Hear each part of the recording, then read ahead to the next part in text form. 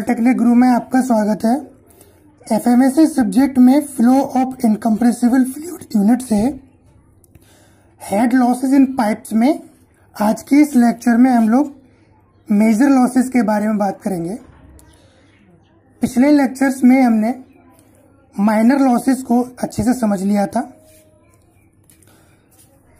और उसके कुछ डेरिवेशंस भी किए थे। तो आज के इस लेक्चर में हम मेजर लॉसेस को अच्छे से समझते हैं। मैंने आपको बताया था कि जो मेजर लॉसेस होते हैं ये किसकी वजह से होते हैं? Due to friction.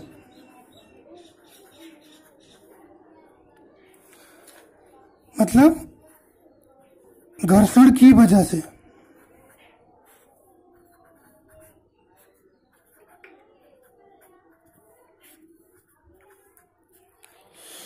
ठीक है, और ये घर्षण कहाँ होगा? यह घर्षण होगा पाइप के इंटरनल सरफेस और फ्लूइड के मॉलिक्यूल्स में। जैसे कि मेरे पास एक पाइप का टुकड़ा है, माना ये पाइप का टुकड़ा है। अब आप इस पाइप के टुकड़े में क्या करेंगे? फ्लूइड को फ्लो करेंगे। ठीक है, तो एक माना इधर से आपने इसको फ्लूइड को इन किया और इधर से फ्लूइड आउट हो रहा है। तो अब फ्लूइड क्या करेगा? जो इसका इंटरनल सरफेस है पाइप का, उस सरफेस को गीला करता हुआ चलेगा।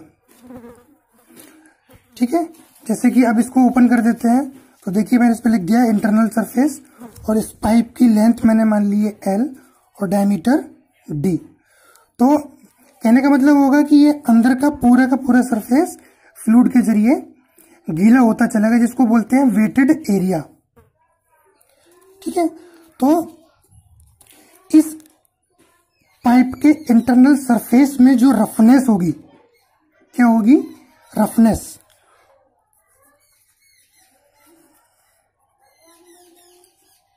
ठीक है, यही रफनेस क्या करेगी? फ्रिक्शन करेगी।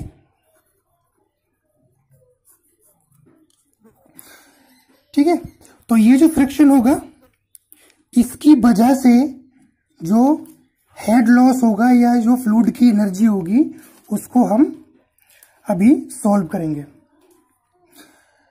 पहले हम ये देख लेते हैं एक्चुअल में जो फ्रिक्शन हो रहा है वो फ्रिक्शन कौन से फैक्टर से डिनोट किया जाता है। तो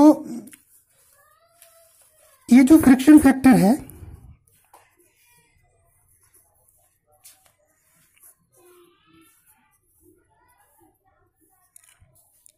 इसको फैनिंग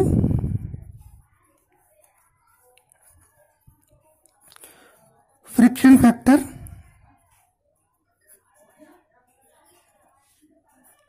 भी कहते हैं। ठीक है, और ये किन किन चीजों पर निर्भर करता है? जैसे कि पाइप के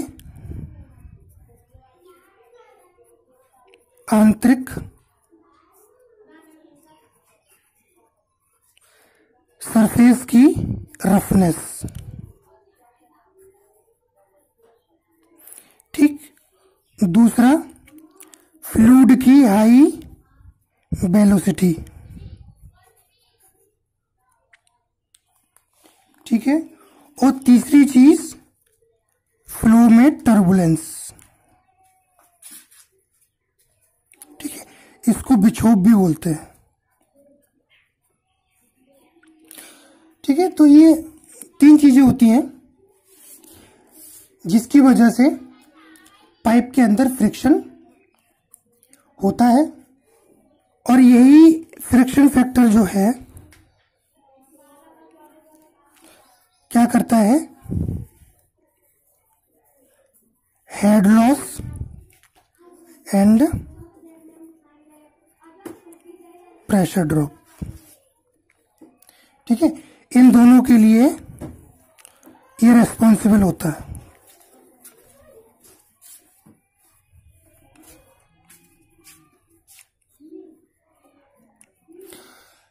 ठीक है, तो ये जो फ्रिक्शन फैक्टर है ये एक रेशियो होता है किसका,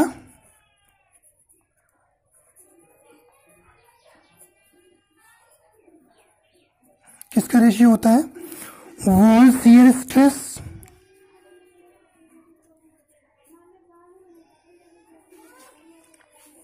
अपॉन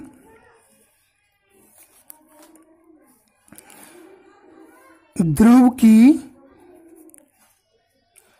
गतिज ऊर्जा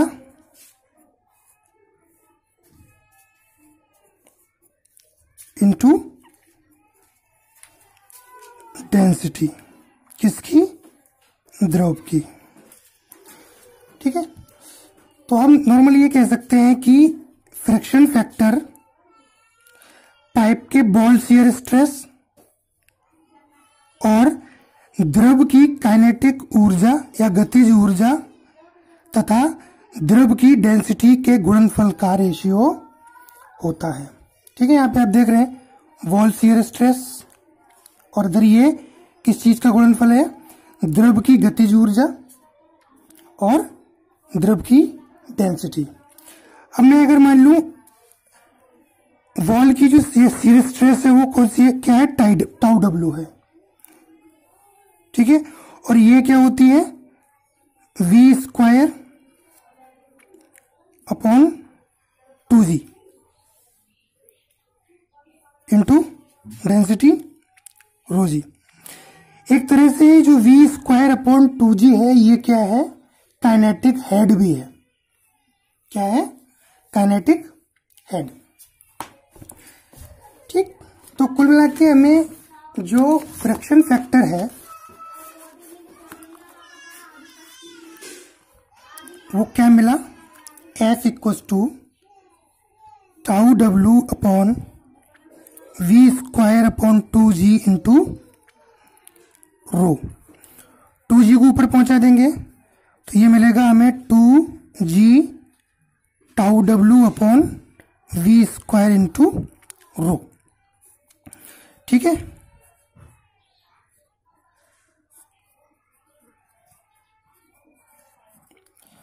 ये होता है फ्रिक्शन फैक्टर और फैनिंग फ्रिक्शन फैक्टर।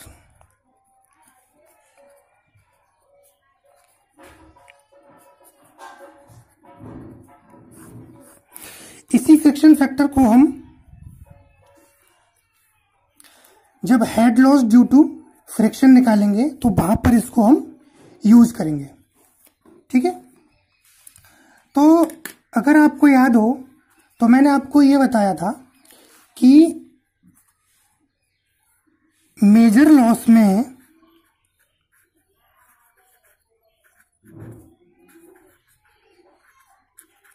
फ्रिक्शन तो मेन होता ही है। ठीक है, और इसमें हम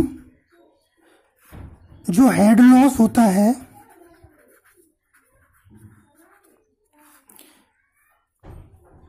इसको हम किससे, कौन सी इक्वेशन से निकालते थे, दो इक्वेशन से निकालते थे, बताया था आपको। एक तो डार्सी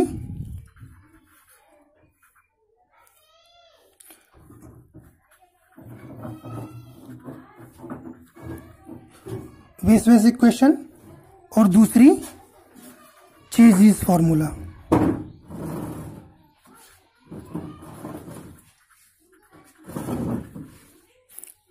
ठीक है, लेकिन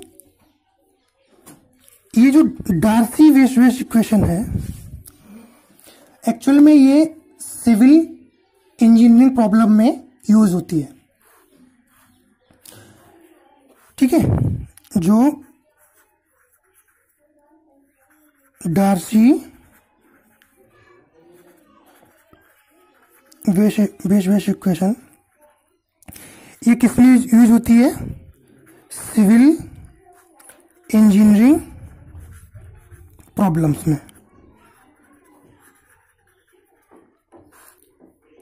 ठीक, बट हमारी केमिकल इंजीनियरिंग में क्या यूज होता है? Fanning equation.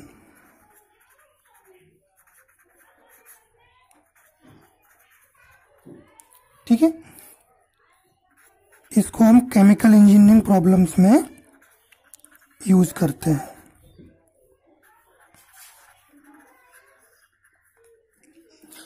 ठीक है, तो एक्चुअल में क्या है,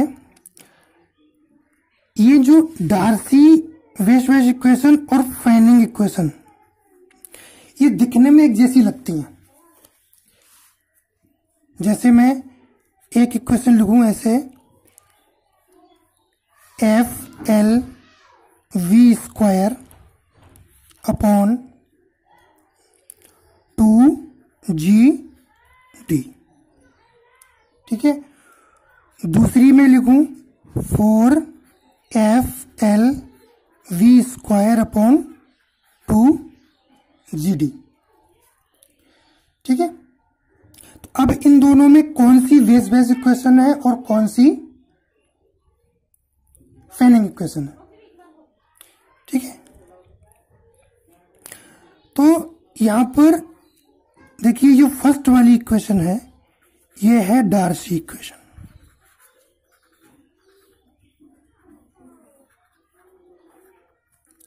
और ये वाली इक्वेशन है फैनिंग इक्वेशन। ठीक है, तो जब हम इस इक्वेशन को ड्राइव करेंगे तो फाइनली हम ये ढूंढने की कोशिश करेंगे कि इन दोनों इक्वेशंस में क्या रिलेशन है। ठीक है, चलिए अब हम इसको पहले फैनिंग इक्वेशन को ड्राइव करेंगे।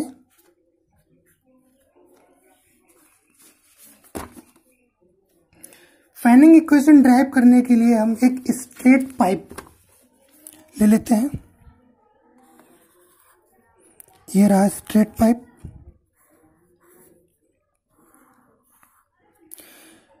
और इस स्ट्रेट पाइप में फ्लूइड फ्लो।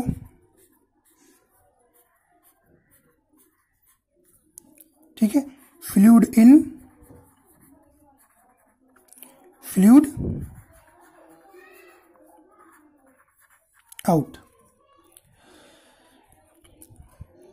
अब देखिए ये सरफेस जो कि इंटरनल है, रफनेस होगी इसमें, और इसी सरफेस पे द्रव के मॉलिक्यूल्स रगड़ते हुए चलेंगे तो फ्रिक्शन होंगे, और फ्रिक्शन क्या करता है, हमेशा रिवर्स बैक फोर्स देता है उल्टी डायरेक्शन में। इस पे मान लेते हैं हम कि जो फ्रिक्शन फोर्स होगा वो कैसा होगा, नेगेटिव डायरेक्शन में होगा, जबकि फ्लूइड फ्लो आपका इस डायरेक्शन में है। ठीक है, ये सेंटर लाइन है इसकी।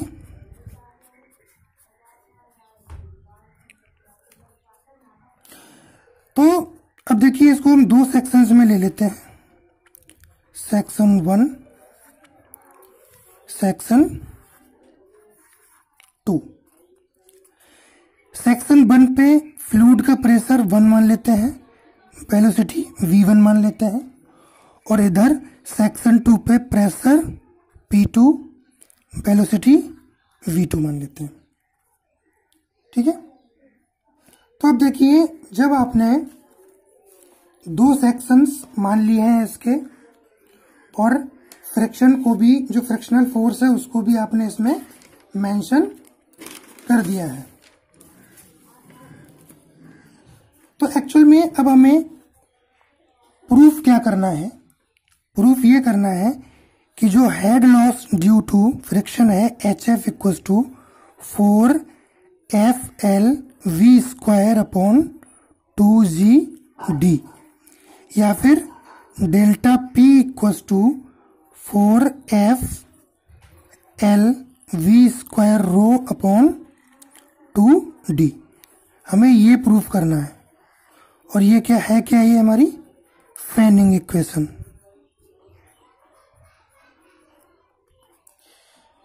ठीक है,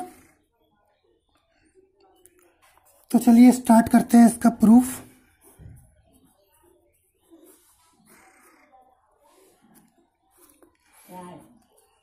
हमने क्या माना है? माना है कि स्ट्रेट पाइप है,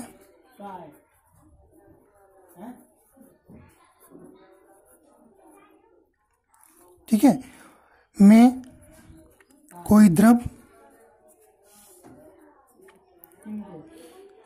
लैमिनार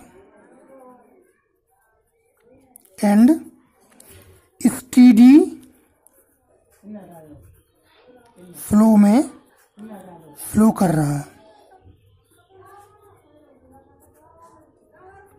स्टीडी का मतलब होता है पाइप के अंदर किसी भी पॉइंट पर समय के अनुसार फ्लूइड के पैरामीटर्स में कोई भी चेंज नहीं होना चाहिए। जैसे कि वेलोसिटी है, तो वेलोसिटी माना इस पॉइंट पर जितने मॉलिक्यूल्स इस पॉइंट से होकर गुजरेंगे तो समय के अनुसार इसमें कोई भी चेंज नहीं आएगा, वो सेम रहेगी। उसको स्टीडी फ्लो कहते हैं, ठीक है। तो उसमें क्या है कि जो स्ट्रेट पाइप है उसमें लैमिनार फ्लो हो रहा है और कैसा है, फ्लो स्टीडी भी है, ठीक है। अब एक चीज और करते हैं, दोनों सिरों पे जो डेटम लाइन से इसका डिफरेंस है, जो हाइट है उसको मान लेते हैं, इधर Z1 इधर Z2, ये डेटम लाइन है। धरती बोल दीजिए, जमीन बोल दीजिए,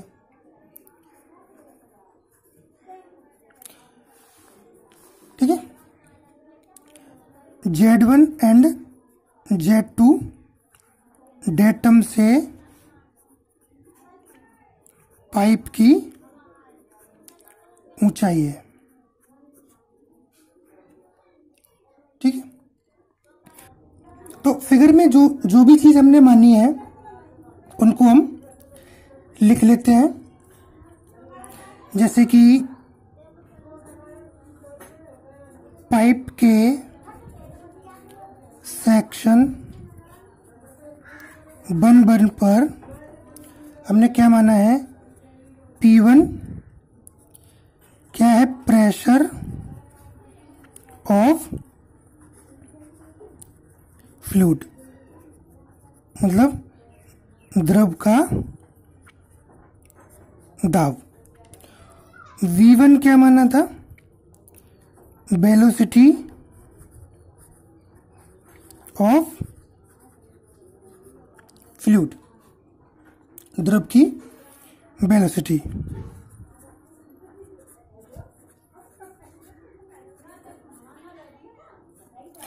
ठीक है। सेक्शन 2 पर P2 क्या था, प्रेशर ऑफ फ्लूइड,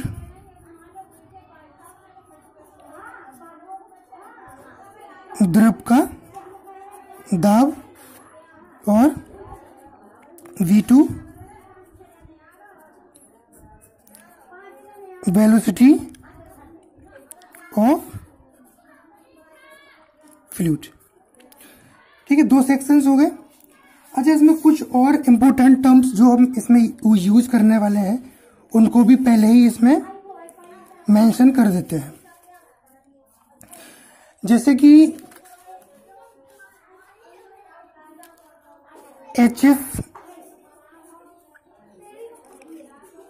भी मान लेते हैं। HF हम क्या मान लेते हैं, ये head loss due to friction, घर्षण की वजह से हेड लॉस, इसको हमने मान लिया। एक और टर्म यूज करेंगे हम, F डैश। ये क्या होगा, फ्रिक्शनल रेजिस्टेंस होगा, फ्रिक्शनल रेजिस्टेंस मतलब घर्षण अवरोध,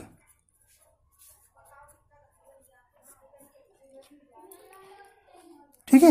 लेकिन ये होगा क्या, कैसे मानेंगे इसको मानेंगे फ्रिक्शनल रेजिस्टेंस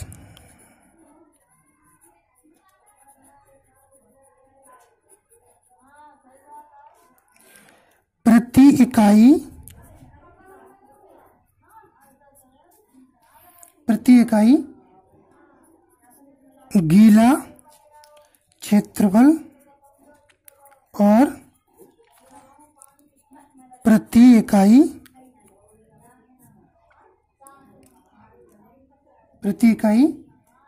द्रव का वेग। कहने का मतलब है जो एफ डैश है वो हमने क्या माना है, fractional resistance per unit wetted area and per unit velocity of fluid.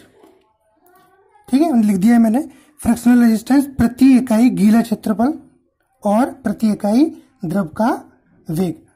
ठीक है, एक सारे टर्म्स हो गए। तो अब हम क्या करेंगे, नेक्स्ट स्टेप हमारा रहेगा सेक्शन 1.1 और सेक्शन 2.2 पर बर्नौली इक्वेशन लगाना। तो हम क्या करेंगे, सेक्शन 1.1 और 2.2 पर बर्नौली इक्वेशन लगाने पर, तो लगा दिए simple P1 upon rho G plus V1 square upon 2G Z1 equals to P2 upon rho G plus V2 square upon 2G plus Z2। ठीक है, अब इसमें राइट साइड में एक टर्म और जोड़ लेंगे जो हमने HF माना था, head loss due to friction. ठीक है, ये भी एक टाइप की एनर्जी ही है। ठीक, लेकिन हमने फिगर में क्या माना था, जो डेटम लाइन से Z1 Z2 है दोनों बराबर है और V1 इक्वल्स टू V2 है, क्योंकि हमने पहले ही इसको स्टीडी फ्लो में मान लिया है। ठीक है, तो इन दोनों टर्म्स की वजह से क्या होगा, इक्वेशन में Z1 Z2 कैंसिल, V1 और V2 वाले टर्म्स कैंसिल, जो बचेगा उसको मैं लिख लेता हूँ। P2 को उठा के इधर ले आओ, P2 वाला टर्म, तो HF रह जाएगा इधर। फाइनल आपका बचेगा क्या, आपका बचेगा P1 minus P2 upon rho g equals to HF। ठीक है, इसको और सिंपल कर लीजिए, rho g equals to P1 minus P2। ठीक है, ये हो गई आपकी इक्वेशन नंबर फर्स्ट। ठीक, ये तो हो गई बर्नौली इक्वेशन। अच्छा, अब हम देखते हैं कि जब फ्लूइड पाइप के एक साइड से एंटर करता है और दूसरे साइड से बाहर निकलता है, तो दोनों सेक्शंस के बीच बीच में उस पर कौन कौन से बल कार्य करते हैं। तो एक चीज तो क्या होगा, उसमें फ्रिक्शनल फोर्स काम करेगा। हाँ, तो पहली चीज कौन सी होगी, फ्रिक्शनल फोर्स, मतलब घर्षण बल। ये क्या होगा, अब देखिए, जो हमने एफ डैश मान रखा था वो क्या था, frictional resistance per unit wetted area per unit velocity. ठीक है, उसकी मल्टीप्लाई करेंगे किससे, टोटल वेटेड एरिया, मतलब पाइप के अंदर कितना सरफेस गीला, उसका पूरा क्षेत्रफल, और वेलोसिटी का स्क्वायर। तो यहां से हम जो फ्रिक्शनल फोर्स होगा उसको हम क्या लिखेंगे, फ्रिक्शनल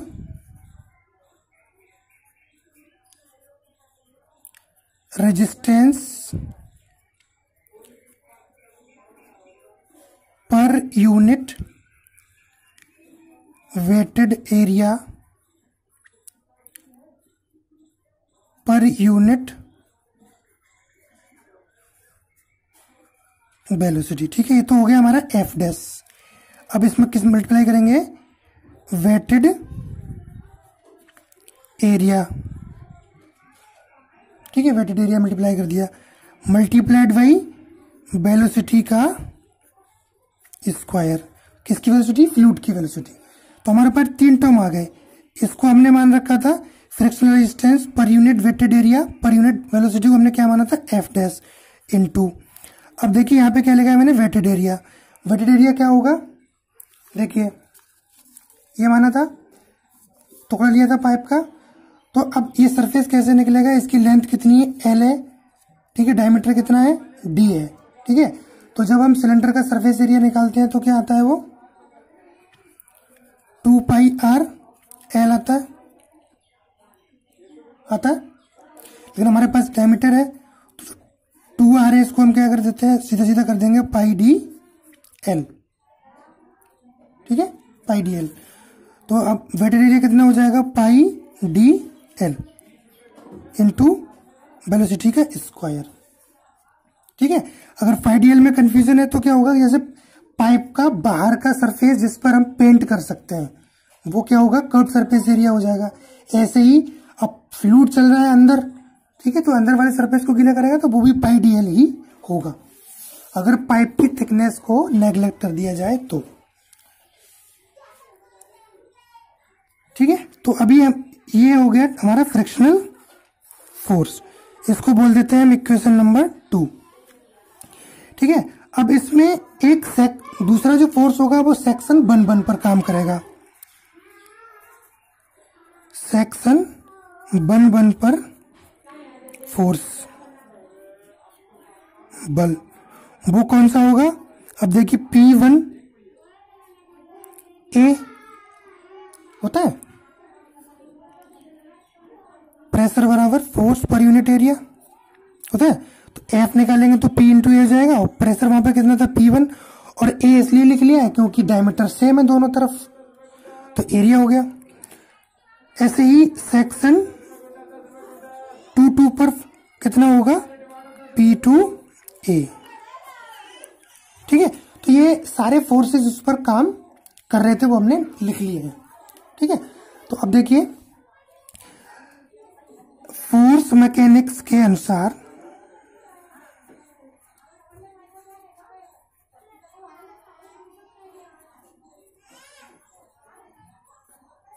क्या होता है? सिग्मा एफ इक्वल टू 0, मतलब सभी फोर्सेस का योग क्या होता है? 0 होता है।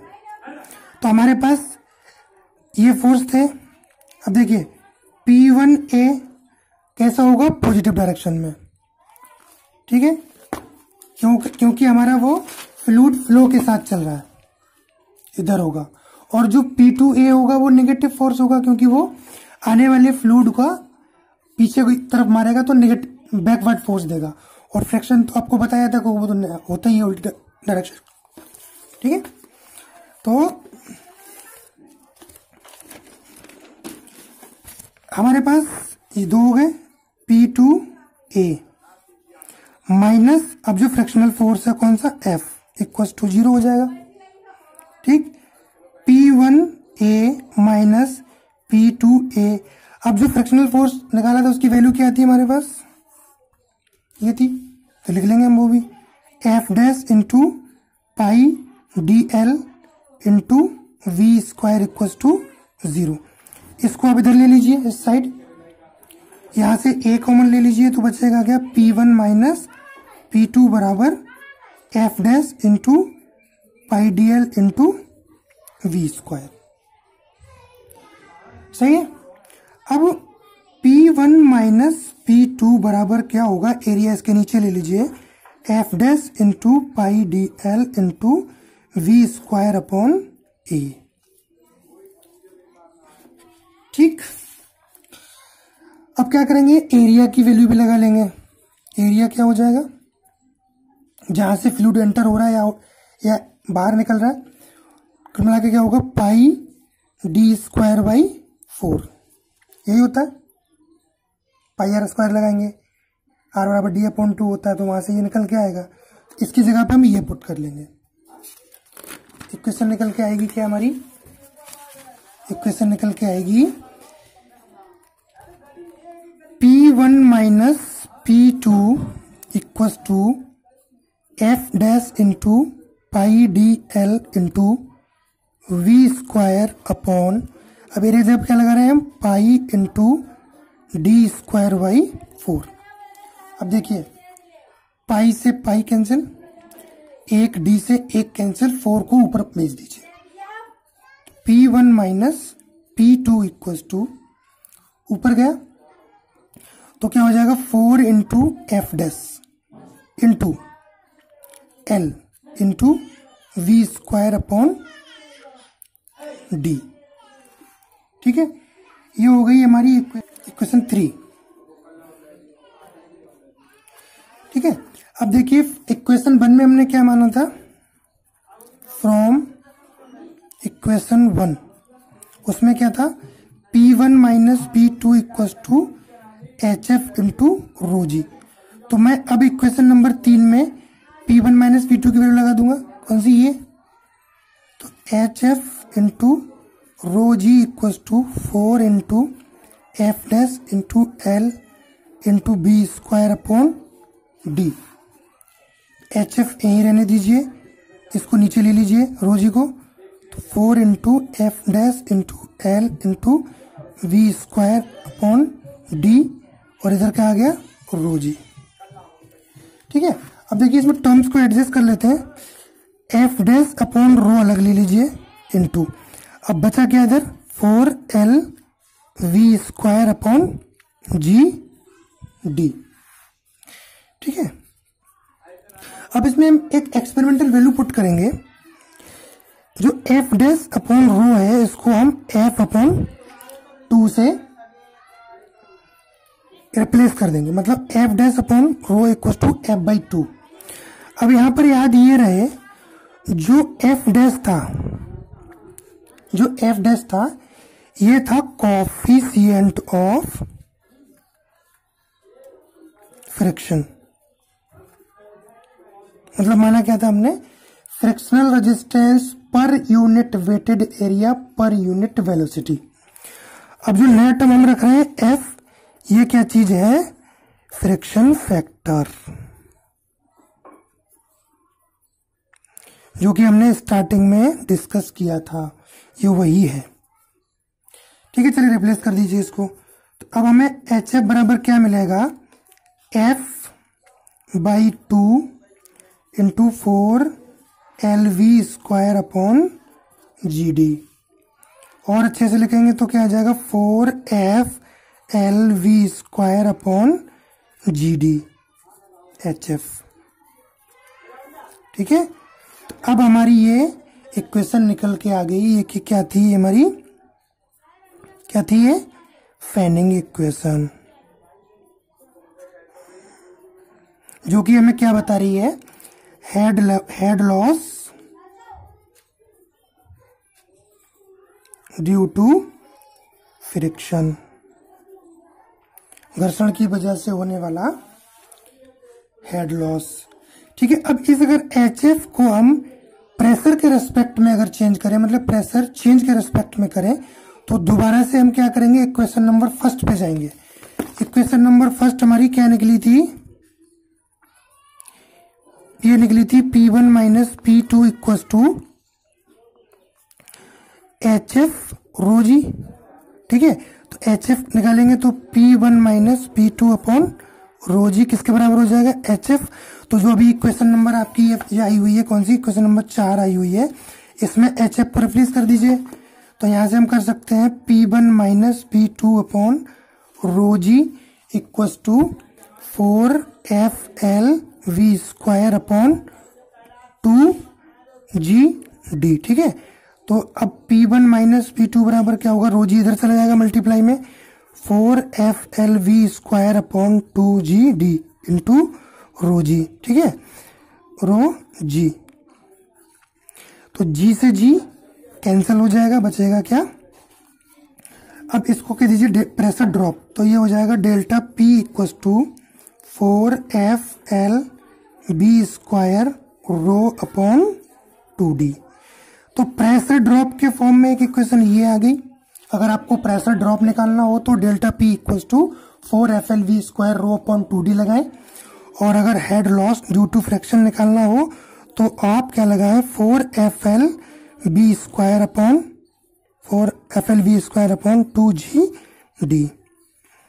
ठीक है, ये दोनों ही आपकी फैनिंग इक्वेशंस हैं।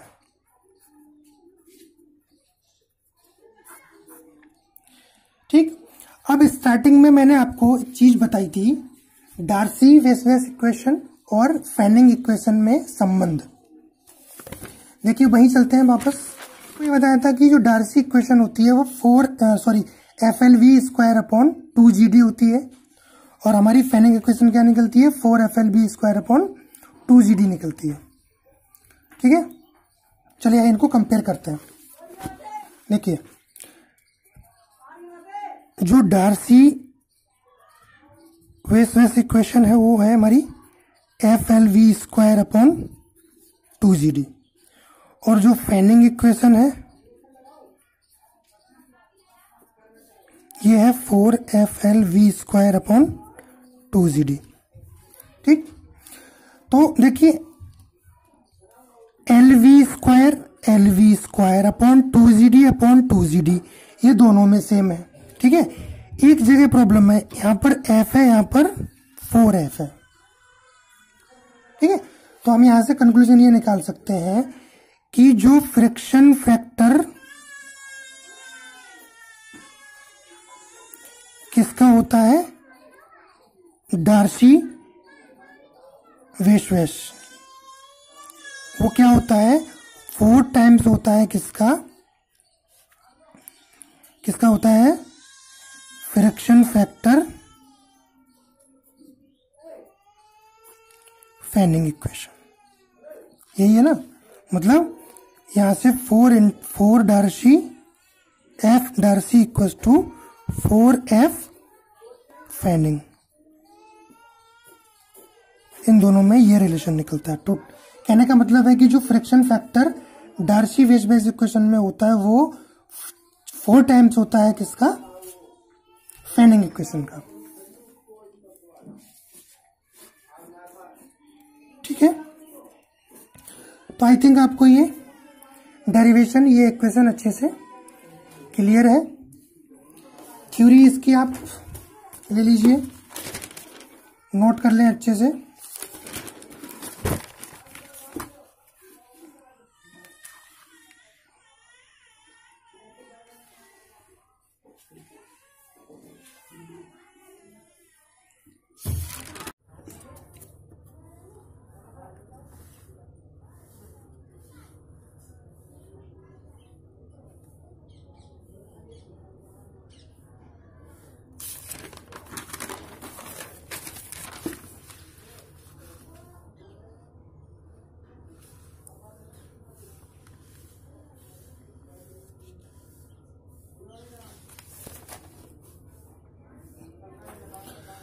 तो आज के लेक्चर में इतना ही, मिलते हैं नेक्स्ट लेक्चर में। तब तक के लिए धन्यवाद। खुश रहें, आबाद रहें, पढ़ाई करते रहें।